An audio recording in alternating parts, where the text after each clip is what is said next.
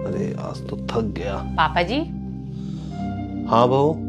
आ गए हो बच्चों को स्कूल से छोड़ के? हाँ बहू, छोड़ आया। पापा जी अब खाली बैठे बैठे ना मुझे सब्जी काट कर दे दो ताकि मैं जल्दी से खाना बना दूं। और हाँ, सारी सब्जियां खत्म हो गई है। शाम को पीपल चौक पर बाजार लगेगा तो शाम को सारी सब्जियां ले आना। बहू, वो मैं कह रहा था, पीपल चौक ना बहुत दूर पड़ता है और आजकल मेरे घुटनों में भी बहुत दर्द रहने लगा है। मुझसे है ना ज़्यादा पैदल नहीं चला जाता है। फिर मैं सोचता हूँ कि रिक्शे से चला जाऊँ, लेकिन वहाँ ना रोड खुदा हुआ है, इसलिए वहाँ कोई रिक्शे वाला जाता ही नहीं है। बेटा, तुझे तो स्कूटी चलानी आती है तो तू ही स्कूटी पे सब्जी ले आई हो। बाकी जब रोड ठीक हो जाएगा तो मैं ले आया करूँगा सब्जी। पापा जी आप कुछ अजीब बातें नहीं कर रहे हो? जब वहाँ रोड खुदा हुआ है, कोई बैटरी रिक्शा नहीं जा रहा है तो मेरी स्कूटी क्या हवा में उड़ के जाएगी? आप पैदल पैदल धीरे धीरे चले जाना, इससे आपके घुटनों की एक्सरसाइज भी हो जाएगी। अगर आपके घुटनों में दर्द है ना और आप बैठ गए तो आपके दोनों घुटने और भी खराब हो जाएंगे। और आपको अच्छे से पता है उस एरिया में बहुत ज्यादा धूल मिट्टी और बहुत ज्यादा भीड़ रहती है। मुझे एलर्जी है धूल मिट्टी से। सब्जी तो आप ही लाओगे तो आप ही लाओगे। ठीक है बहू, मैं ले आऊँगा सब्जी। मुझे बता देना क्या क्या लाना है। लाना क्या है पापा जी, हमेशा की तरह 5 किलो आलू, 5 किलो प्याज, 2.5 किलो टमाटर। और हाँ, बाजार के अंदर ना आम बहुत अच्छे आए हैं तो आप ऐसा करना 5 किलो आम भी ले आना। और बाकी हरी सब्जी आप राजीव से ही पूछ लो, क्योंकि इनके भी ना नखरे रहते हैं कि ये सब्जी नहीं खानी, वो सब्जी नहीं खानी। राजीव, पापा जी को बता देना शाम को सब्जी लेके आएंगे तो अपनी मनपसंद की सब्जी मंगवा लेना पापा जी से। मैं क्या बताऊं इसमें। पापा जी आप ऐसे करना, कटहल ले आना, शिमला मिर्च ले आना और 2-4 हरी सब्जी ले आना। और हाँ पापा जी, टिंडे तो आप भूल के मत लाना। और एक काम हो रहा है, ये पानी का बिल है, मैंने इसको भर के देखा था, ऑनलाइन तो ये भरा नहीं जा रहा। आप ऐसे करना, जल बोर्ड के ऑफिस जाके ये बिल भराना। और हाँ पापा जी, एक बात का ध्यान रखना, ये बिल आज की डेट में भर जाना चाहिए क्योंकि आज लास्ट डेट है। चलो ठीक है डॉली, मैं तिलक नगर चलता हूँ, राहुल के पास जा रहा हूँ, 2 बजे तक आ जाऊँगा। बेटा एक मिनट सुनियो, ये पानी का बिल तो मैं भर दूंगा। तू तिलक नगर जा रहा है ना, तो वहाँ शर्मा जी से मेरे घुटनों की दवाई ले आई हो।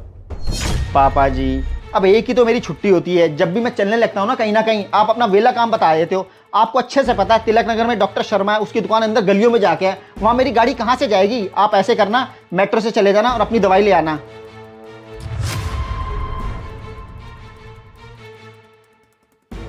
पापा जी बुरा मत मानना, आपकी ना आदत हो गई है, कोई घर से जाए तो सही अपने 10 काम बता देते हो।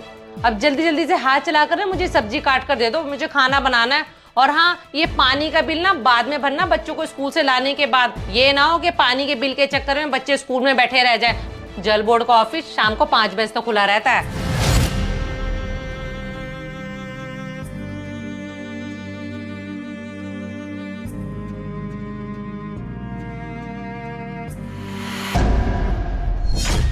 क्या राजीव, मुझे जाना पड़ रहा है इतनी गर्मी में बच्चों को ट्यूशन से लेने के लिए। पापा जी लाते हैं, लेकिन पापा जी को तो आपने एक काम क्या बता दिया, जहाँ जाते हैं वहीं जाकर बैठ जाते हैं। इतनी देर लगती है कि पानी का बिल भरने के लिए? पता नहीं पानी का बिल भरने गए हैं, नया कनेक्शन लेने के लिए गए मैं।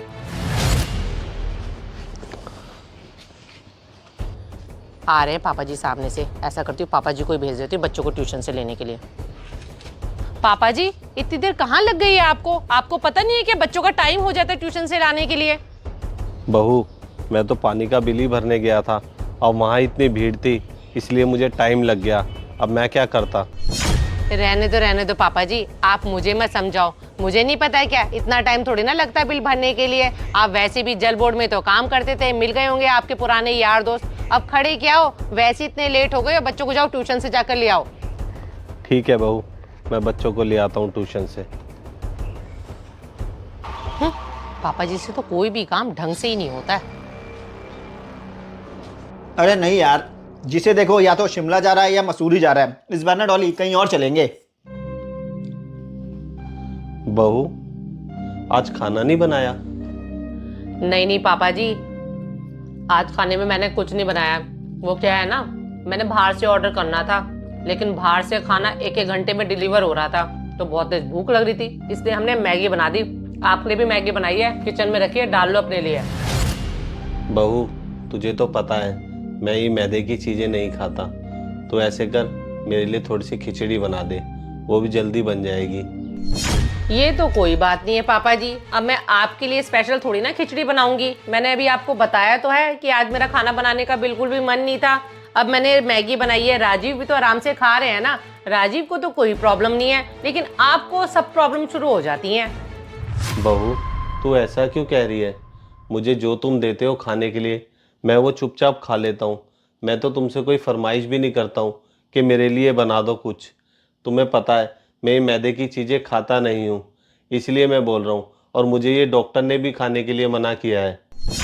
एक तो पापा, ये आप ना फालतू के डॉक्टरों के चक्रों में मत रहा करो। अब डॉली ने इतने प्यार से मैगी बनाई है, चुपचाप खा लो। अगर नहीं खानी है तो अपना देख लो कुछ और। ठीक है बेटा। और हाँ बेटा, मुझे तुझे एक बात बतानी थी। मैं कल ना गांव जा रहा हूँ तेरे चाचा जी के यहाँ।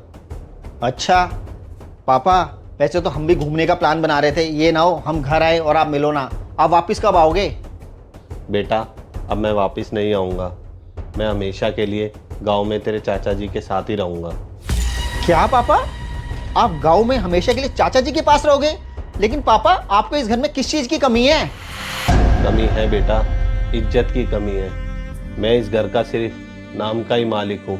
तुमने मुझे इस घर का नौकर बना रखा है।